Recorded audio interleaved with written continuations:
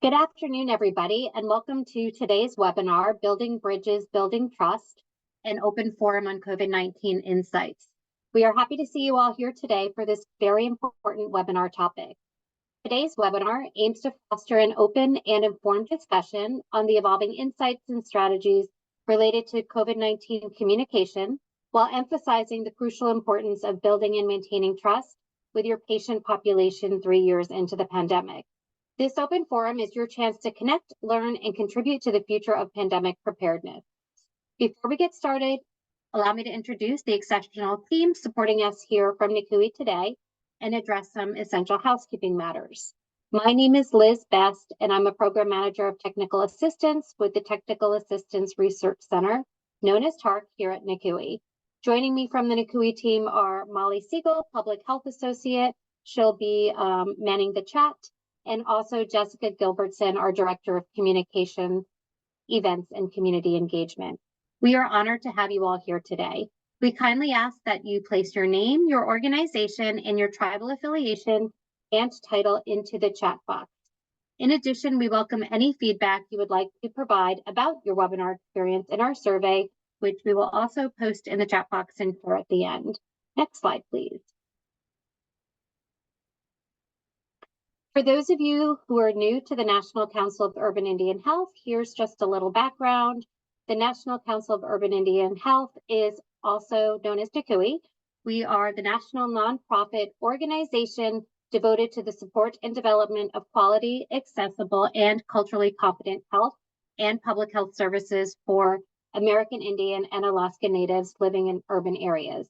NCUIH is the only national representative of the 41 Title V Urban Indian organizations under the Indian Health Service and the Indian Healthcare Improvement Act. NCUIH strives to improve the health of over 70% of the American Indian Alaska Native population that lives in urban areas, supported by health care centers. Next slide, please. We'd also like to share that today's event is made possible by the Indian Health Services Department of Health and Human Services grant.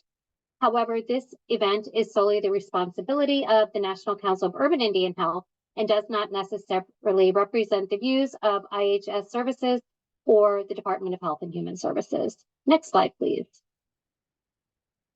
So before we proceed, we just wanted to remind you that this event is being recorded for educational and quality improvement services. We will also share a recording of this event after today. Next slide, please. Please note that your mics have been muted upon entry. However, we always encourage participation and engagement, so we invite participants to turn on your camera and post questions and comments in the chat box. We will also have the opportunity for a Q&A at the end. Next slide, please. And for those of you who might need a little help asking a question or a comment, please see here, there's a little chat box on the bottom and you can just place your question into there. Next slide, please. And before we introduce our wonderful guest speaker today, I'd like to outline the key learning objectives for today's event. Firstly, we aim to help participants identify common sources and types of COVID-19 misinformation, empowering them to critically assess and effectively address false narratives.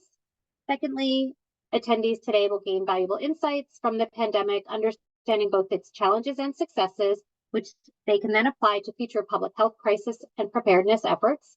And lastly, this event creates a platform for interactive dialogue and peer-to-peer sharing, creating a forum for our audience to exchange ideas and experiences. Next slide, please. And without further ado, please help me welcome Dr. Joe Smyser, Chief Executive Officer and founder of the Public Good Projects. Dr. Smyser has created the strategies for several of the world's largest and most successful behavior change campaigns and programs. The methodologies he has championed, such as media monitoring for disease surveillance, disseminating health information through community influencers and organizations, and rigorous peer review, regardless of a program scale, are now widely recognized as best practices. He is an advocate for leveraging the tools and techniques of private industry for public health, increasing public-private partnerships, and fostering private industry innovation for the public good. His academic background includes a PhD and master's in public health and a postdoc at the U.S. Centers for Disease Control and Prevention through its evaluation fellowship. Additionally, he interned at the U.S. Food and Drug Administration with the Office of International Programs, and he is a returned Peace Corps volunteer, having served in Swaziland. A regular and dynamic speaker and trainer, he frequently delivers keynote addresses and contributes as a panelist with other experts. He is a full-time instructor at Columbia University and San Diego State University.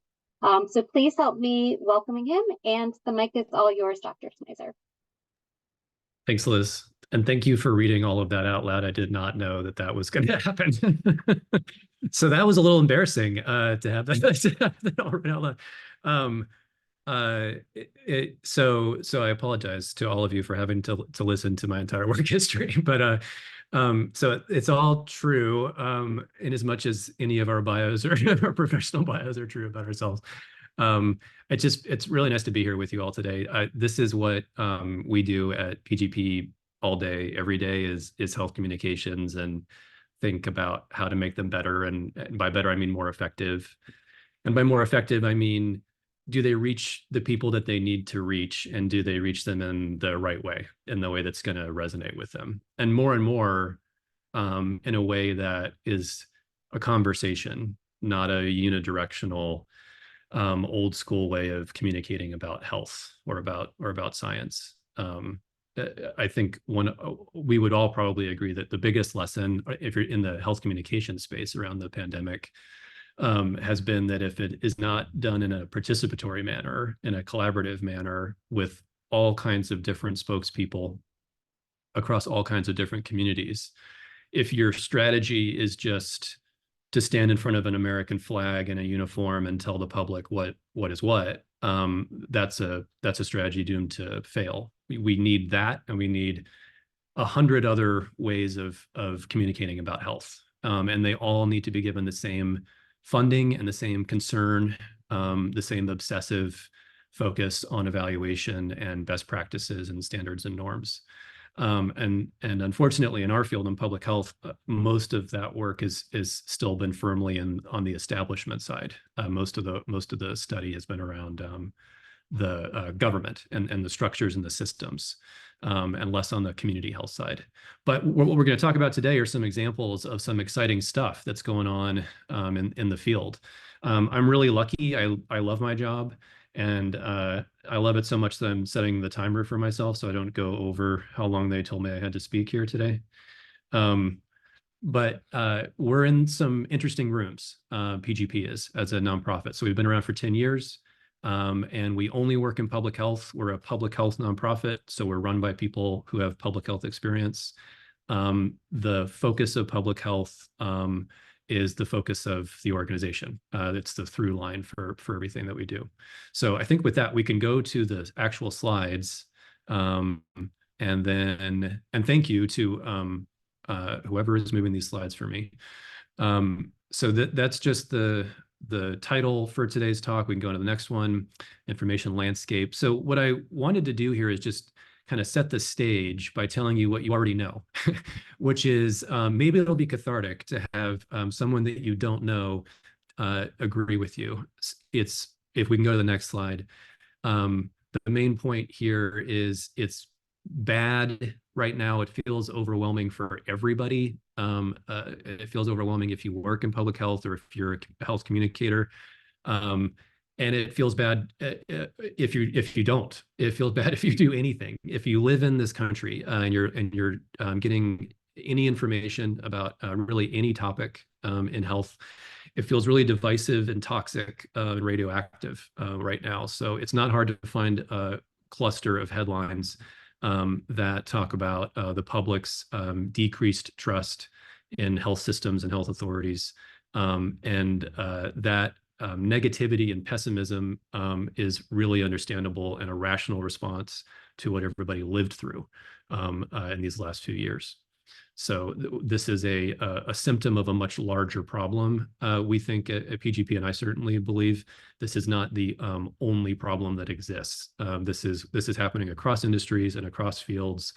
There is just a lot of anger and lack of an ability to process all the experiences that we collectively lived through for the last 3 years. We're just at the beginning of coming out the other end of it. So if we can go to the next slide. If you're looking at misinformation specifically, it is coming from all over the world. And if you follow this space, if you read any academic journals, or you're reading, you follow think tanks, or you're paying attention to news about state-sponsored propaganda, or disinformation campaigns, or things like that, it's happening constantly, and it's a weapon that governments use against each other. And it's also increasingly a weapon that individuals are using against governments and against populations. With the internet and the way things, with what it has become, it's very easy to create content and to get it out there, and it's becoming even easier to do that. What country creates the most content? It's the United States. So we're all raised in this country with sort of an innate understanding and intuitive understanding of media, because media is our culture here. So it's really no great surprise that if you look at media monitoring data, which is all publicly available media data that you can purchase, and then you search through that data, just like you search through Google, you search through that data for narratives and themes and categories and individual posts on social media or videos on YouTube, really an endless supply of information there. If you comb through all that data and you're looking for demonstrably false instances of untrue statements about health topics like vaccines, you find that a lot of it, and in case if you're talking about vaccines in particular, we have found the majority of it actually comes from the United States and goes to the rest of the world. And it's disturbing on multiple counts, but one of them is we also work with UNICEF, and we track vaccine narratives around the world, and US misinformation that's created here, things that are not true, that are demonstrably false, not opinions, go to every corner of the world. They start here and they reach you no matter where you are, in matters of minutes or days, but it's not weeks. And we've seen the effects of that at the community level in really, really remote corners of the world. And so it's a homegrown problem. And that means it's our responsibility to figure out the solution to it. It is not the rest of the world's. And so that is a responsibility my organization takes very seriously. And it's a responsibility that I think increasingly many organizations are taking seriously. What is our role? How do we try and make things better? Because you don't have to look far to see the upstream source of the problem. If we can go to the next slide. We can skip this. There is a raging debate about what do we do about this issue here in the US. And there are different social media policies that the companies have rolled out in reaction to this public debate about who controls what information people can see. Obviously, a very important debate to have. The result, though, is almost a paradox, as misinformation, meaning untrue statements, have gone through the roof. There's more of it than there were at the height of the pandemic. So there's more misinformation reaching the public now than before. There have some platforms have loosened the controls on that. So there's not only more of it being made, and there's also more of it being circulated, because the controls have sort of been turned off in some important places. So it's worse than it used to be when organizations started focusing on misinformation, on health misinformation. And so we certainly have not arrived at good solutions to this problem. It's still definitely a major problem. And what we think that means is really the solutions, the most critical ones are going to occur at the community level. So everybody's seeing it. We can go to the next slide. But what can we do about it? So let's just establish some real basics. This is kind of a hodgepodge presentation of a few essential things to understand about this space.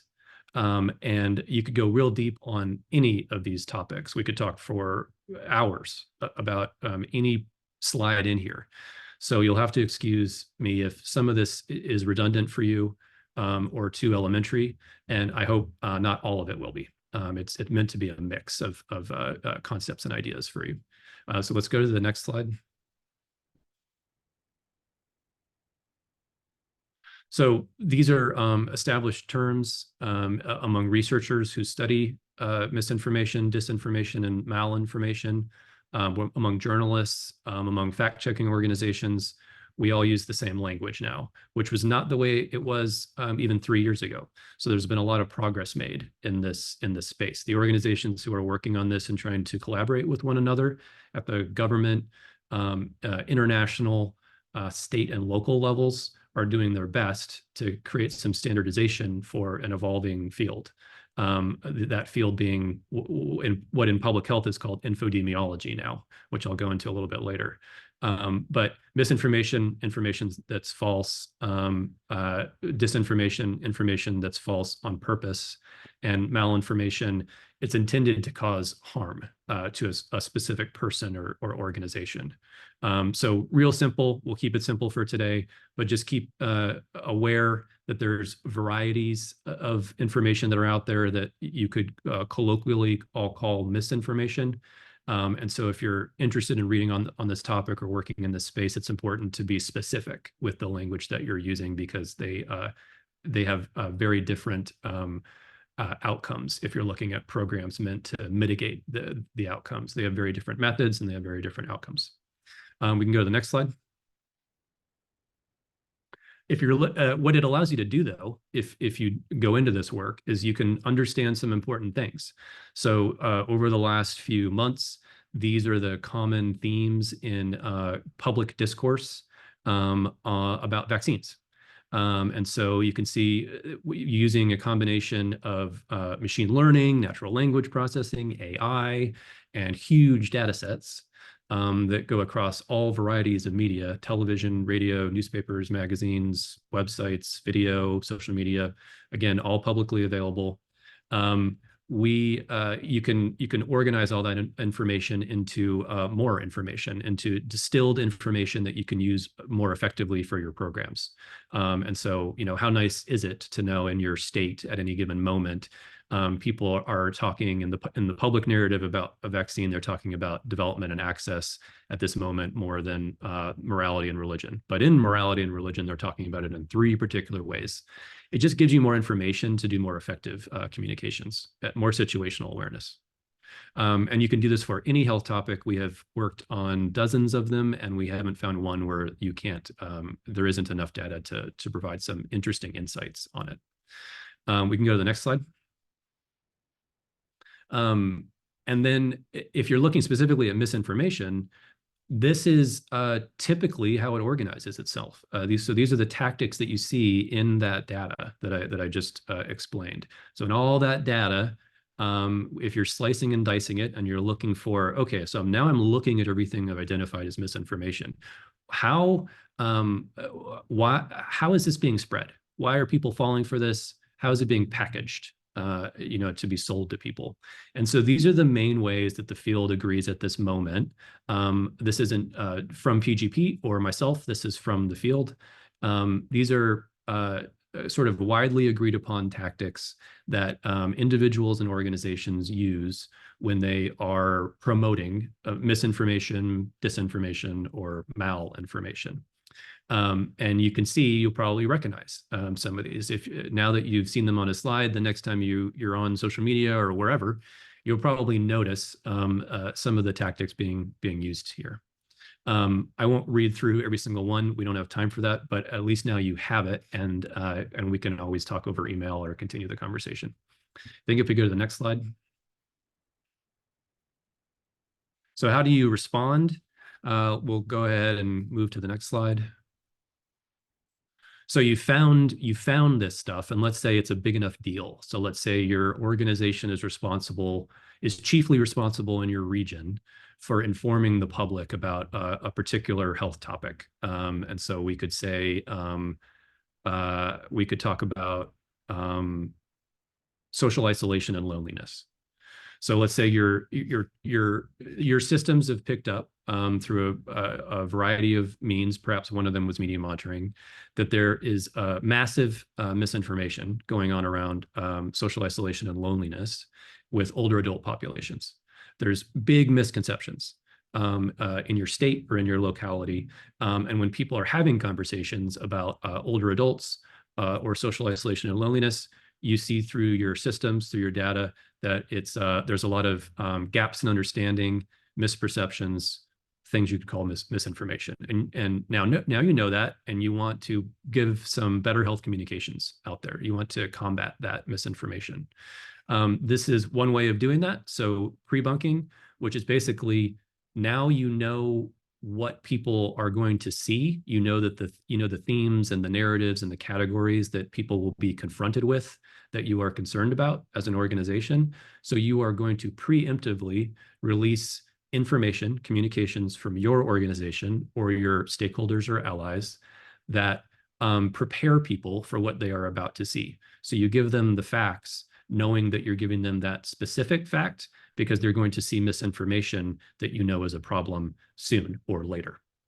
We can go to the next slide.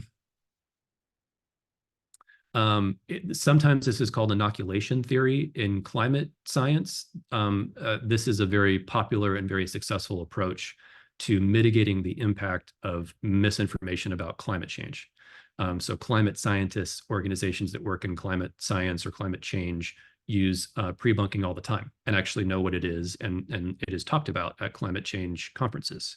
This is a somewhat newer topic in public health or in health communications. We just weren't organized as a field as a way to, in a reactive manner. Only in emergency situations did health communications ever sort of go out at that speed. So everything's changing in the field of public health, and there's a lot of activity going on all over the place. And so we're borrowing from fields that have things already figured out.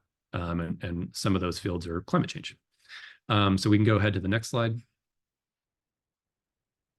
Debunking is something that's already happened, and your organization or through a variety of outlets or channels you're employing are going to respond. So there's something happens, there's an information gap, false information spreads, it's spreading at a level or of a variety that is very concerning to you. So you're going to step in and you're going to try and correct that. That's a debunk.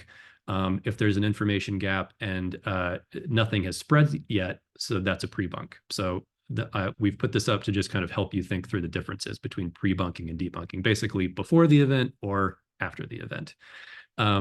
And you're usually very specific, and there are ways to do this well, and there are ways to mess this up. And the ways to do it well are simple and easy to remember. The ways to mess it up are infinite. Let's go to the next slide. So you can't just say the claim is false. You have to explain why it's false. And then you should never, the explanation for why something is false should never be more complicated than the claim you are trying to debunk. This is extremely hard for people in public health to wrap their heads around. And I'm speaking as someone who works in public health. It's really, really hard because what we want to do is we want someone to really understand why something isn't true. We want to help them by explaining to them, as an adult, I'm going to talk to you and explain all the evidence so that you can make an informed decision.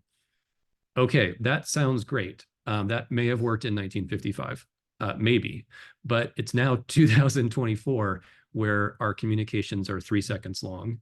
And if you are trying to communicate with the public through digital forums, it's very hard to take that same approach. There are some forums where that's still appropriate. There are many where it is no longer appropriate. So trying to help someone understand why something is true in a way that is not more complicated than the thing that they already saw that wasn't true is a whole art and a science. And a lot of people spend a lot of time coming up with best practices and publishing on the right way to do this. But generally speaking, as a rule, don't give someone an essay if you're trying to refute a GIF or a GIF if you live in New York City. Okay, let's move on to the next slide. We can skip this. People agree that it works. That's what's important to remember there. Let's skip this too because I'm concerned about time. But basically, you guys will have these slides, and what this is trying to express to you is, unless you have a very specific purpose for what you're trying to do, don't obsess about getting everyone in the world to believe what you believe.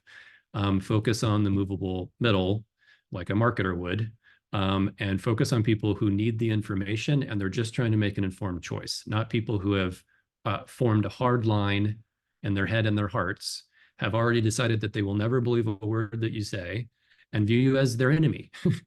Don't maybe focus on those people every minute of every day. There are a lot of other people who need your help, and actually I just would love for you to show up. So that's just something we try and remind health communicators when we work with them, and ourselves, because it's you're in this because you want to help people, and it's hard to believe you in some cases you can't help somebody.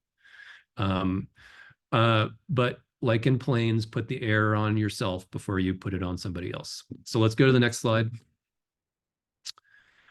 So trusted messengers is really where this comes, is really the most important thing I want to emphasize for today, for our talk today. We just spent a few slides talking about it as an organization. How could you respond? Pre-bunk, debunk, inoculation theory, the right way to do it, the wrong way to do it. The best way to do it is in the next few slides. So let's go ahead to the next slide. So as a recap, as an organization, you're going to speak with one voice, know your audience, know people care about different things. Don't assume everybody cares about what you care about.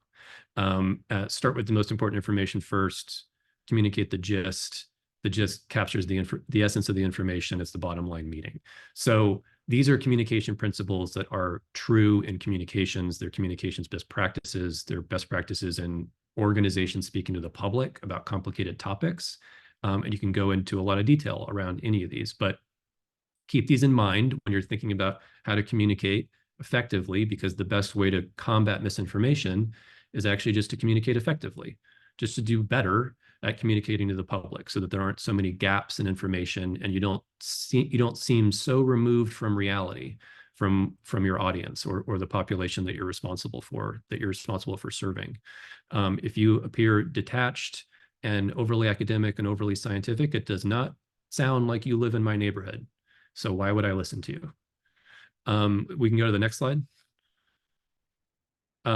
Like I said, make it approachable and say what you know, but also what you don't. I'm putting these, you all have these slides. You all know this. A lot of you know this information already. So we're going to skip ahead. Let's go to the next slide.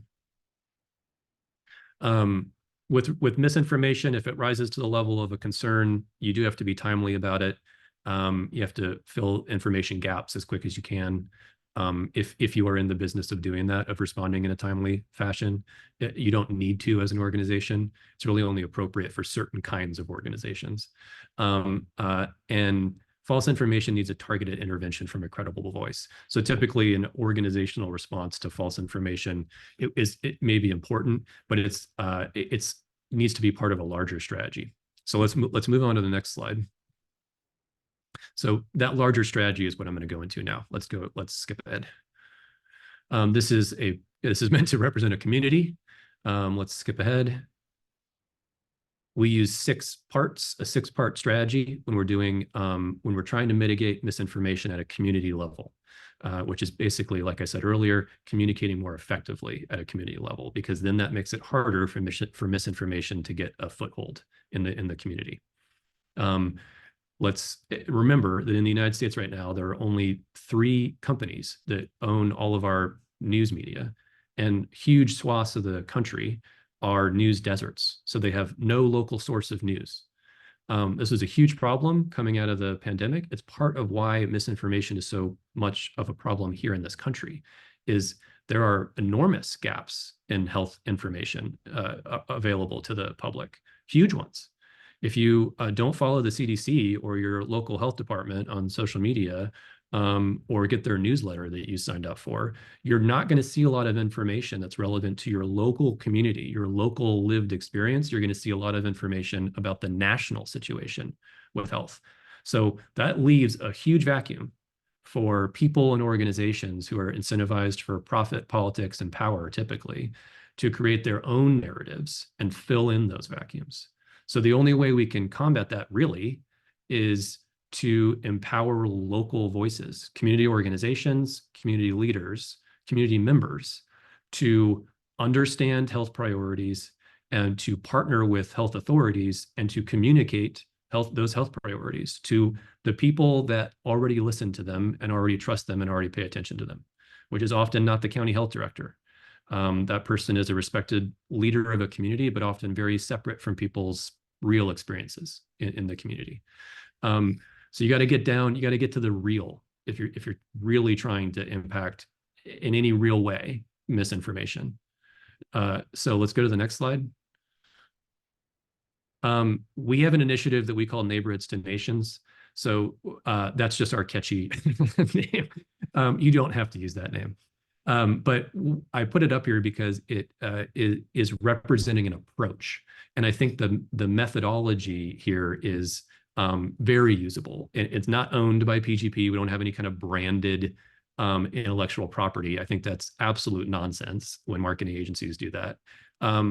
This is just best practices. And we run programs all over the place. We do this all the time. All of it's run through an institutional review board. All of it's peer reviewed and published. There's no black box within the organization. Everything we do is transparent. So transparently, this is how our campaigns work. This is how our programs work. And every time that we've done this, they work. They measurably impact knowledge, attitudes, and behaviors about health topics. The first is community organizations. If you are trying to combat misinformation, the number one way to do it, like I said, is at the community level. Who do people already trust and respect? And when that organization speaks, they listen to it. That maybe is your health department, but the story is much bigger than that. Who are your priority audiences? Who are your at-risk audiences? Who do you really, really need to reach? Who do those people already pay attention to? It's not the health department. Who do they pay attention to? And it's not often an organization that has much to do about health. Think much broader about that. There are many organizations that came out of the woodwork to help during the pandemic, and they're all still around. And a lot of those organizations aren't public health organizations or healthcare organizations. That was just part of their larger remit of helping the community. They have a much more holistic perspective than you sometimes find in healthcare and public health about what community health means. So they know their communities better than anybody. And in our experience, they are very willing and able to step up, because they step up every day, to help in another way. And if their health department shows up or a health nonprofit does and says, this is a huge priority, here are some things we need people to know. Can you help us? 9 times out of 10, we found that the answer is yes, which is very inspiring. So community organizations, you have to figure out a way that they're included.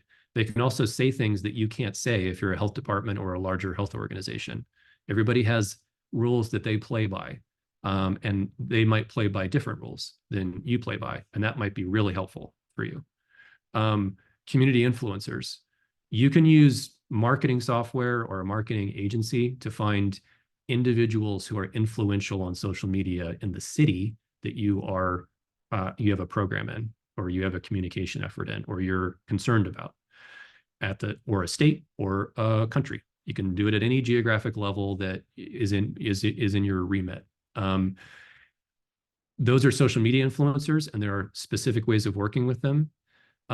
There's do's and don'ts there. There are also community influencers that community-based organizations can find for you, community leaders who maybe are not a social media influencer, but they are hugely, hugely influential in communities you're trying to reach. We use both. So we use community leaders, and there might be a teacher or a coach or a minister or a doctor Depends on who we're trying to reach. And then we also use social media influencers. What's interesting about them is they're almost never health experts. They're just people who are influential for their own reasons. Maybe they're a DJ or a mechanic or a beauty blogger, or it doesn't matter. There's ways to vet these individuals and to include them and to give them facts and to let them add their own voice and then have them share that information with the people who pay attention to them. And we do this at scale. So when we use community social media influencers, we're often talking about dozens or hundreds of these individuals all working in concert simultaneously. And it's very effective. And the reactions from the public when a community influencer says something like get your flu shot versus when a health department does, it's all negative when the health department does it. It's all positive when the community influencer does it. 99% of their comments are thank you for this helpful information. Imagine that, those of you who work in healthcare or public health. And then healthcare professionals, hospital systems, physicians, PAs, nurses, everybody in healthcare has a role, and there are ways that they can be activated that allow them to be who they are, the professional that they are, and engage with in the manner that they must, following their rules, but still allows them to engage in ways that did not exist even 2 years ago. So we run a couple big networks of physicians mostly, and they're very active on social media, and they give trainings, and it's a way that they can show up in their community and remember why they wanted to be a doctor in the first place. Remember why they wanted to be a nurse. Remember why they wanted to be a PA. It just brings a little it brings some joy back into it, which is important these days. So let's go to the next slide.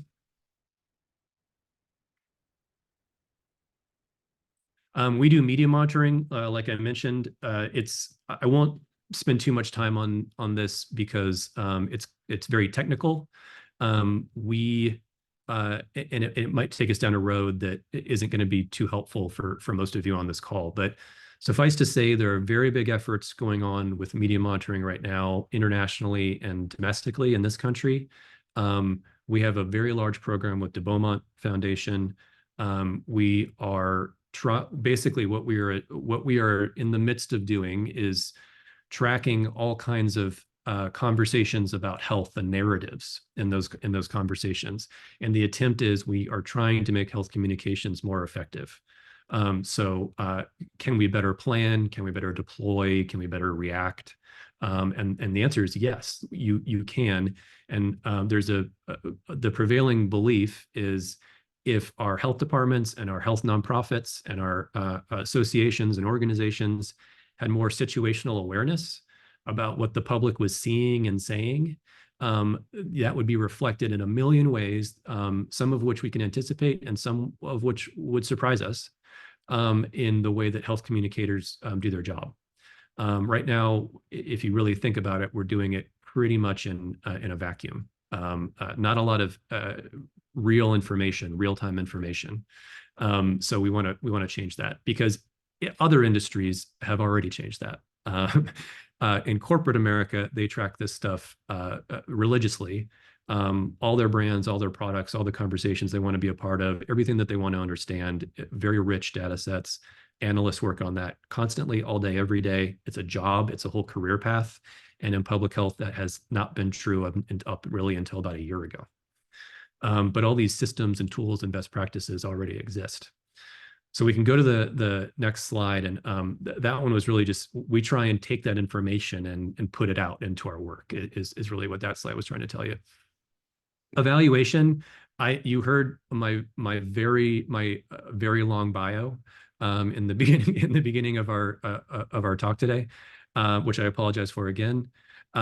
So this is just, you heard I did my postdoc focus on evaluation. So you're not getting an unbiased view about evaluation here.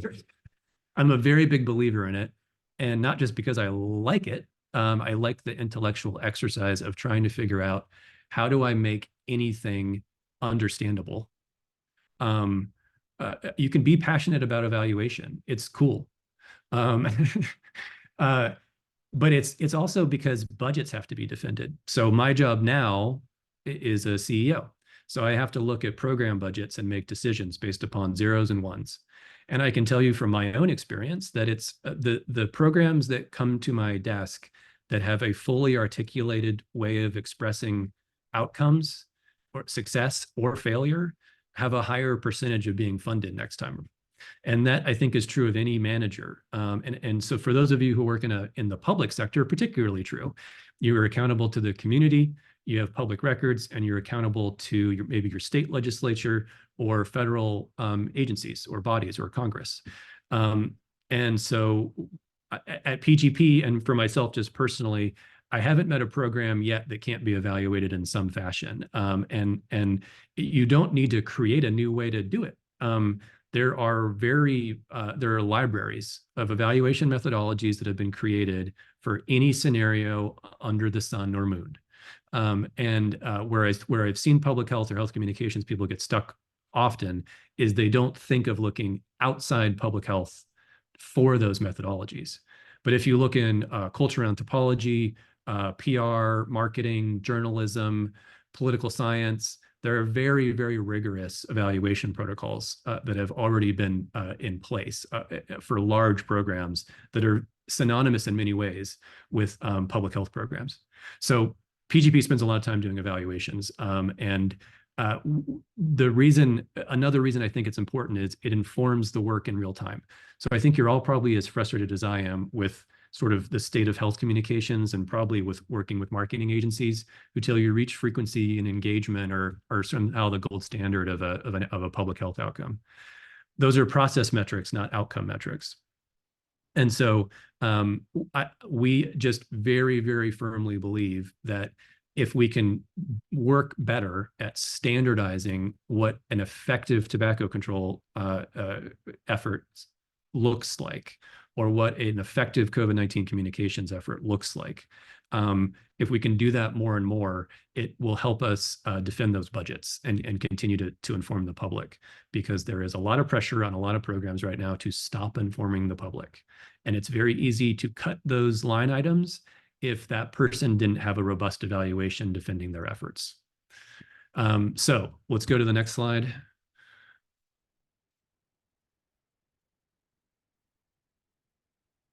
And so finally, this is really just the last piece of the puzzle. I'll pause for effect there. Effect made.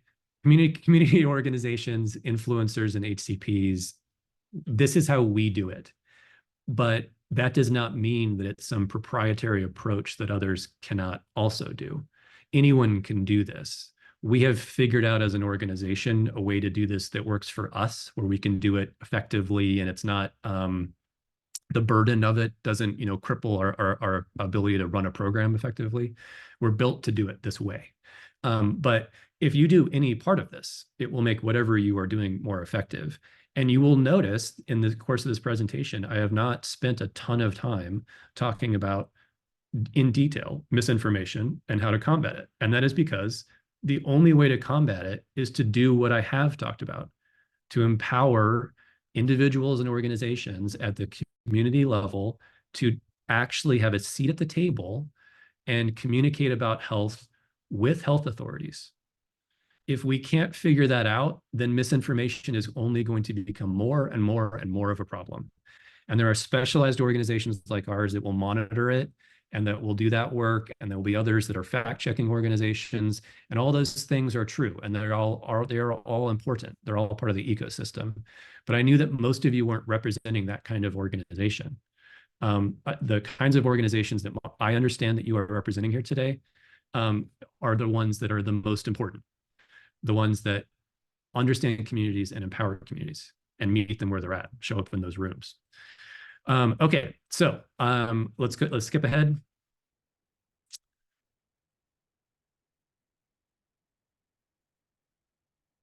There's the community puzzle again.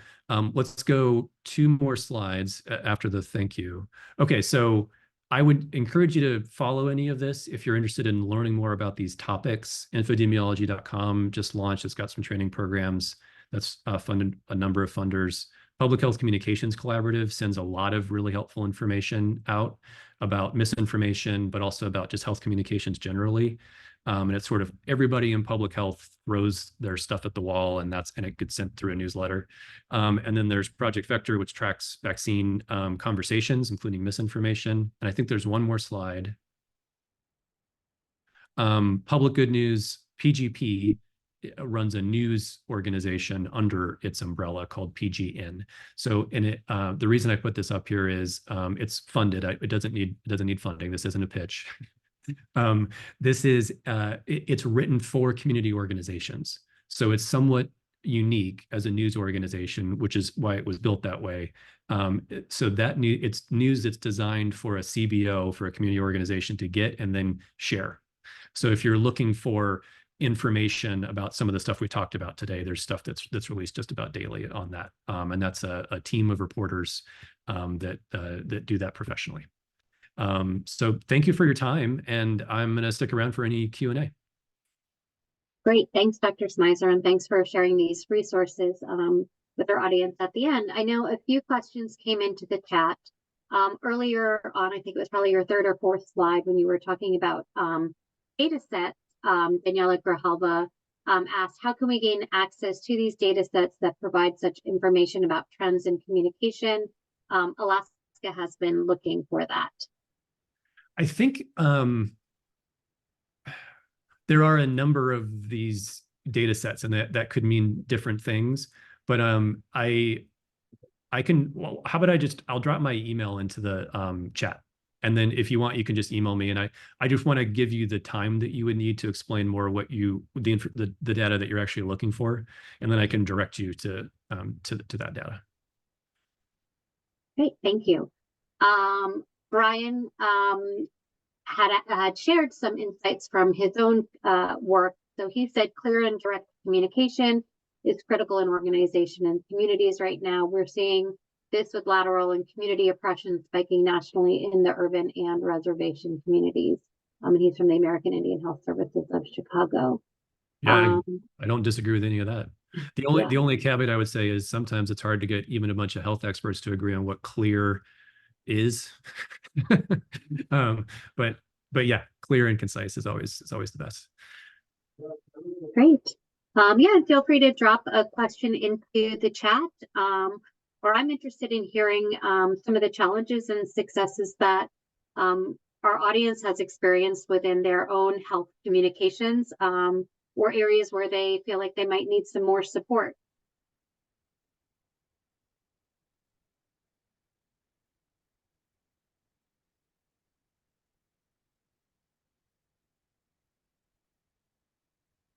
Or I guess even additional resources that might be helpful that we might be able to share with our urban Indian organizations.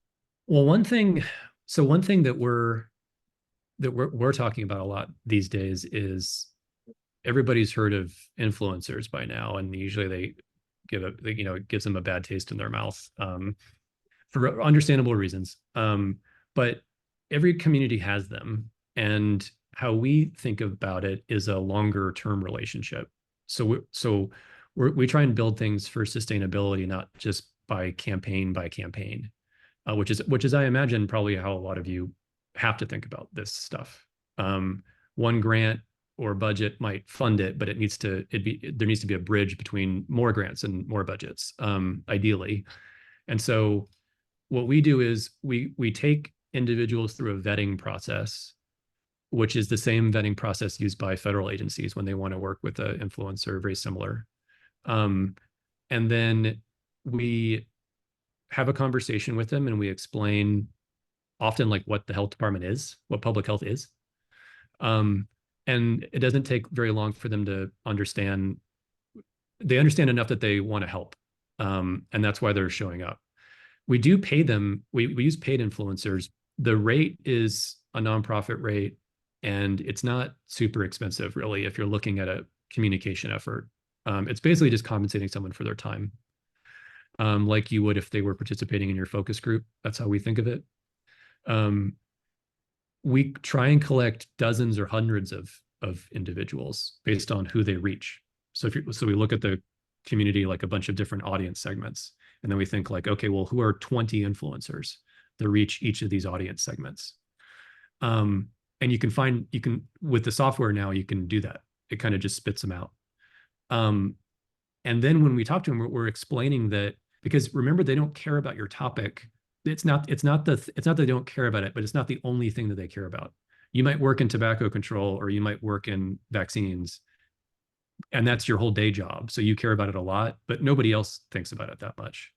So when you're talking to an influencer, we just usually explain to them that this is just like a brand working with you. We need people to know this thing about it that we're working on, but we'd like to come back to you again and again and again, because we have colleagues who work in our organization who need to talk about a lot of stuff.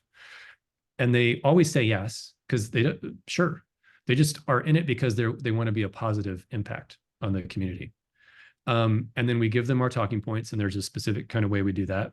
And then they write or they video however they want to. And our job is we just say, yes, that's correct. So we just give the final sign off of, yep, there's nothing wrong here. And then they start disseminating that information over and over and over and over and over again over the course of many months. So I'm offering that because we have seen that it can be really, really helpful for communities that are resource strapped, and that also the community needs more local voices sharing information, sharing health information. And if you think of it like you're building a system or like an infrastructure, like we actually bring the influencers in to the health department, and they train the health department how to be health communicators. And we give awards to each other, and they make the PSAs, they make the health department's commercials as the influencer. The influencer directs it. It's all like really fun and affordable. And I'm not saying use us to do it. I'm saying you can just do it. You can decide to do it. The FDA does it. The CDC's done it. You don't have to be a marketing agency to pull this stuff off. You can just decide, like, this is our priority now. We're going to use more community voices to do what we do. So if you want to talk about that too, I'm happy to explain how we do it. But I would just encourage you, we need a whole bunch of better ways to reach people at the neighborhood level. And that's not an area that we have excelled at as a field. So don't be afraid to innovate there, because we need that. We need the innovation. Great, thanks.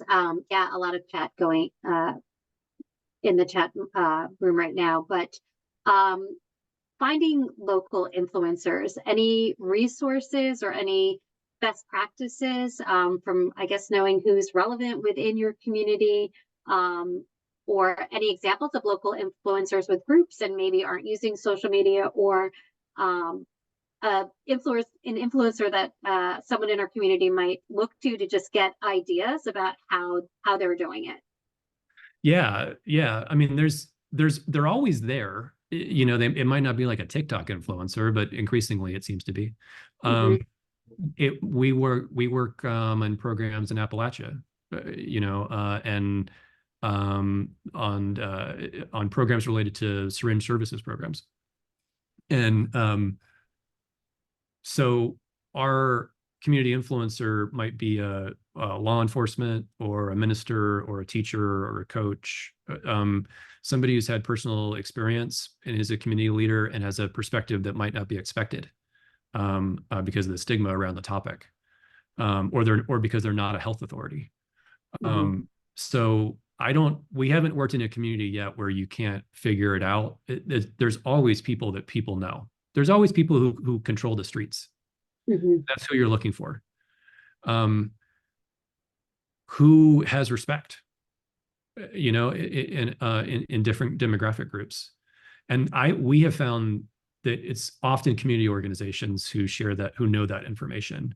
And it's more about just us listening, rather than coming in and saying, like, we've identified all these people in your community who might be effective. It's really just like, you tell us who you already know is effective. And then with a social media influencer, that's often us who shares that information, because it's just, we use any influencer marketing software, generally speaking, can do this for you. That you have to pay for the software. So it can be cost prohibitive just to have the software, much less use it.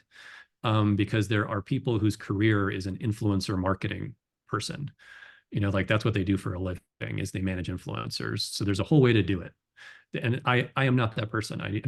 I know a little bit about it, but not a lot about it. We have someone on our staff who does that. So someone's a team who does that. So if there's interest in this topic, what we could do is we could just I could just set up a webinar or something where we can have that team. Anybody who's interested from this call can get together. We'll show you exactly how we do it. It probably would take as long as this call was today. And then you would have enough information at that point to get started. So if I'm totally happy to do that. That's not something we would charge for or anything. So my email's up there if you want to reach out to me, and we could show you how we've done it in different communities. Great, thank you. Thank you for your time on that. And then one last question, because I know we're coming to the end, but I see Brian has his hand up. Yes, hey, I really enjoyed this presentation. Thank you. Has these tactics worked in communities where there are a couple of groups of people or different groups that are always constantly kind of outing the community members or organizations? Like, has these tactics been used, when that's going on? Like you said, I think you were saying getting ahead of it. When you hear the gossip, like the rumor mill, it's seeing a lot of that. So we're just trying to address it the best way. Yeah, I think that's been a big part of what we've done. So yeah, I feel confident saying it works, but then it's the doing, that where it really comes down to, because the idea makes sense, but then how do you actually do it? But I think it's generally what we would do is we would not address the rumors. We wouldn't try and get into an argument with anybody. We would just we would empower more voices that were sharing the right stuff, the good stuff that we wanted people to see.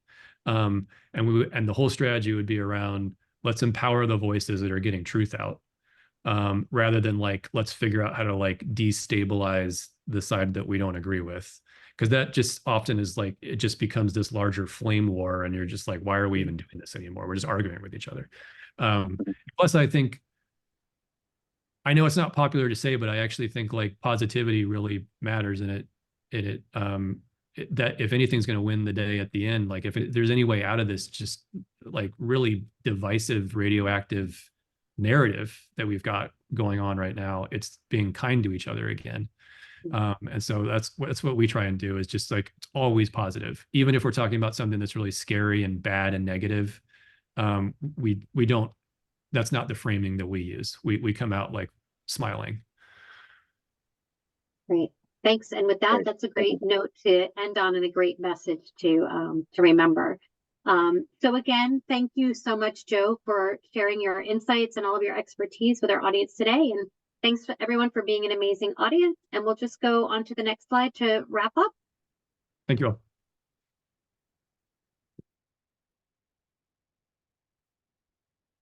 So if you can all just take a few minutes to fill out our survey, it will help inform future webinars that we give here at NCUIH. That would be great.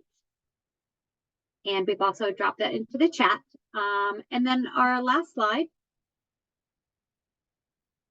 just to inform you on some events coming up on February 28th, we have a webinar, Urban Voices, Amplified Empowering Native Votes. On March 7th, we have a webinar for continuing education credits, Building Trust, Enhancing Care, Cultural Humility in Healthcare. March 14th, we have HIV office hours for those doing HIV/AIDS work. And then lastly, for our UIOs, we do have our annual conference coming up April 29th to May 2nd. Sustaining Traditions is the conference title, and that will be held in Washington, D.C. And with that, we're going to wrap up. Again, thank you to everybody for joining today. And we will be sending out the slides either later this week or early next week by Monday. Thanks, everybody. Have a great rest of your day.